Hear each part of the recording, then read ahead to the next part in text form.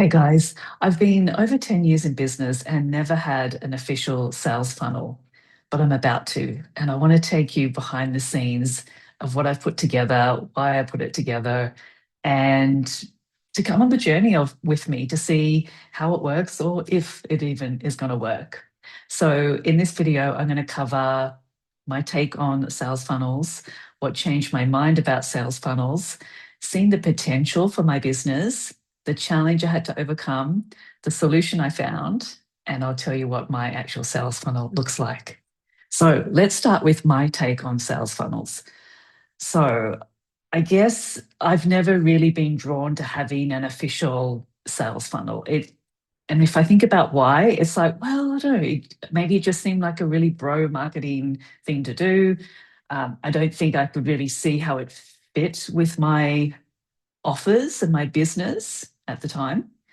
And I think the other thing is, I didn't really give it much attention because I've had more of an organic sales funnel happening in terms of people will discover me through blogs or YouTube or Pinterest or through my book or through AI and that kind of thing.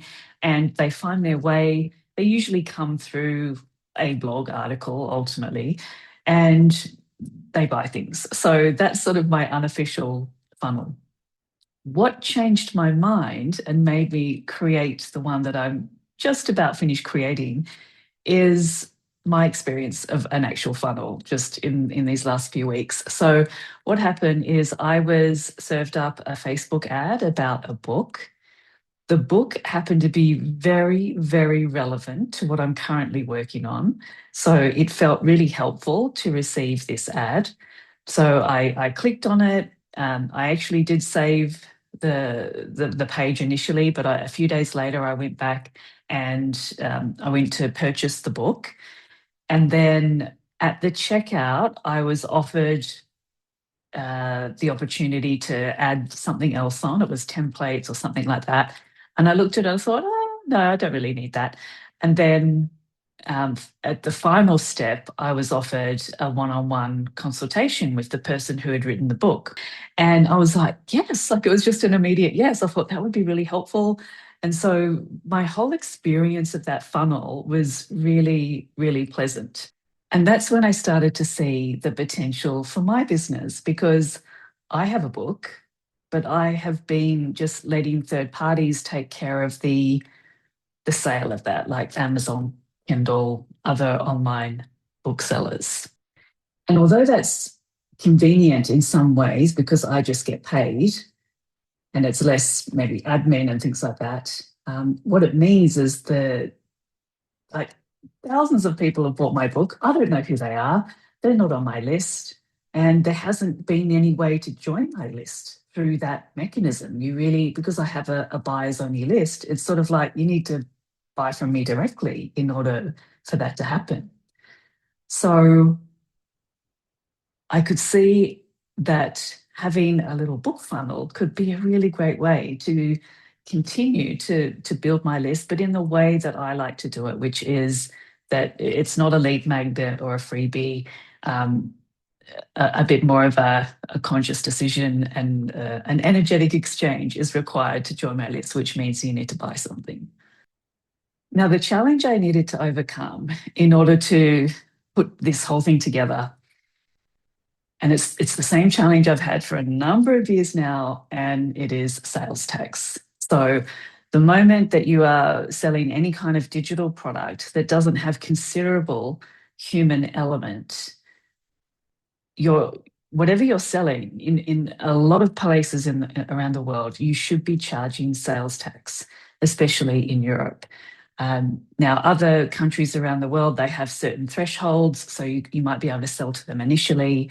But ultimately, you become an international tax collector. So if you end up, like if you're in the US and you're selling to Europe, just from the get-go, you're meant to be charging sales tax to be compliant. A lot of people don't realize that.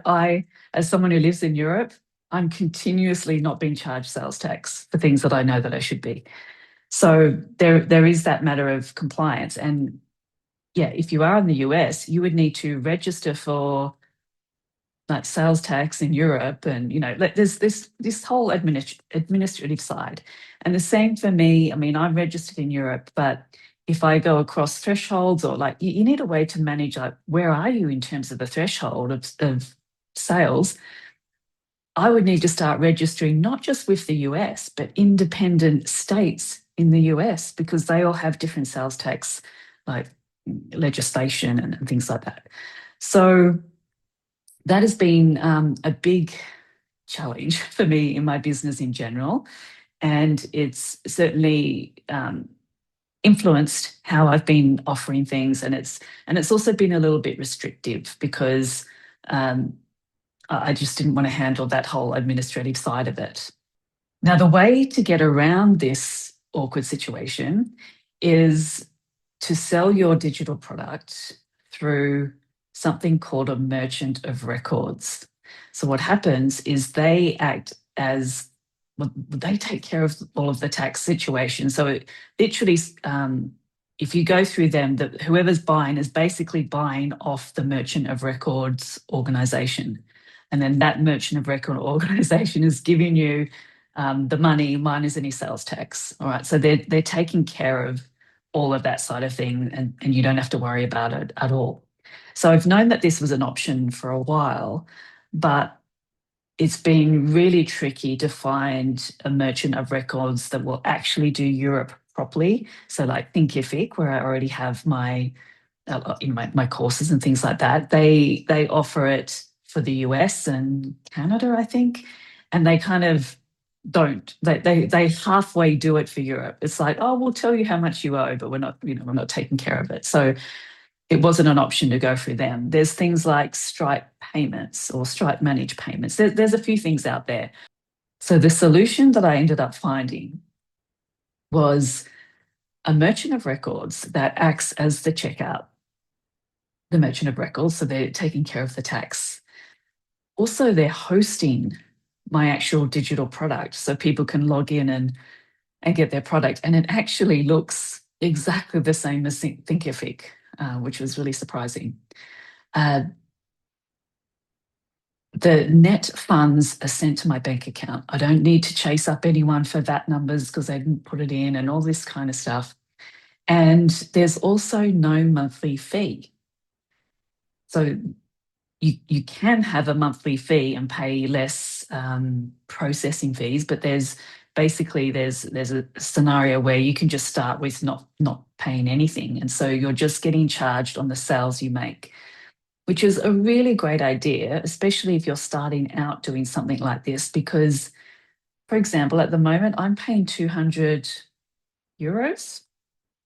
I think, or American dollars, whatever it is, for Thinkific. And for the most part, I,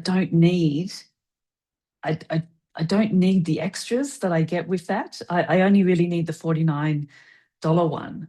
But because I need Thinkific's API, so that I've got, basically got a Thrivecart checkout that's going through this API, that's sending people to MailChimp, that's enrolling people in Thinkific, like that just gets all like wiped down, because I found I can do everything in this one central place. And uh, pretty excited about it. It's still got to be tested, but um, yeah, I want to see how this goes. So what does my actual book funnel look like? So, oh, one thing I forgot to mention earlier is the reason why this book came across my path, and it was just so relevant to me at the time, because I had started the process of updating Quiet Marketing and like revising it and just sort of deepening some of the concepts and that kind of thing. And so that's why this was all just such good timing for me to experience this book funnel.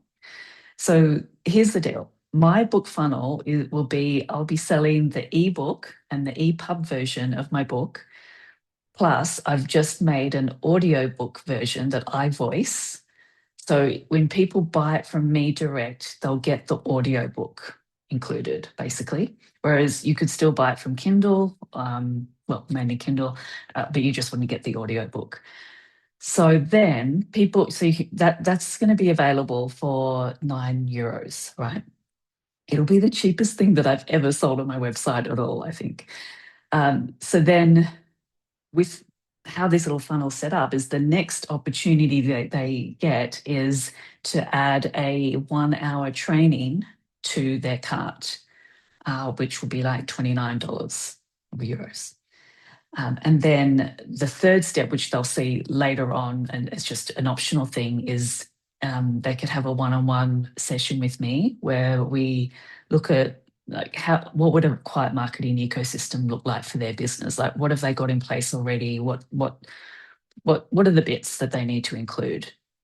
So let's just see how this goes. I've got quite a bit of organic traffic coming to my website. So there's an opportunity there for people to see that they can buy the book from me directly or be introduced to the book as well. So I'm going to, when I press play on this, which I plan to do on Monday, I think for the first few weeks, I'm just going to see how we go with organic traffic. And then I might, and maybe just fine tune it a bit. And then possibly I might do a little bit of Facebook ads and see how we go there. So I'm going to keep you updated. I want to take you on this journey with me. And if you have any questions about anything that I've shared, feel free to comment down below. Otherwise, I'll see you in a week or so with a bit of an update about how it's going. Bye for now.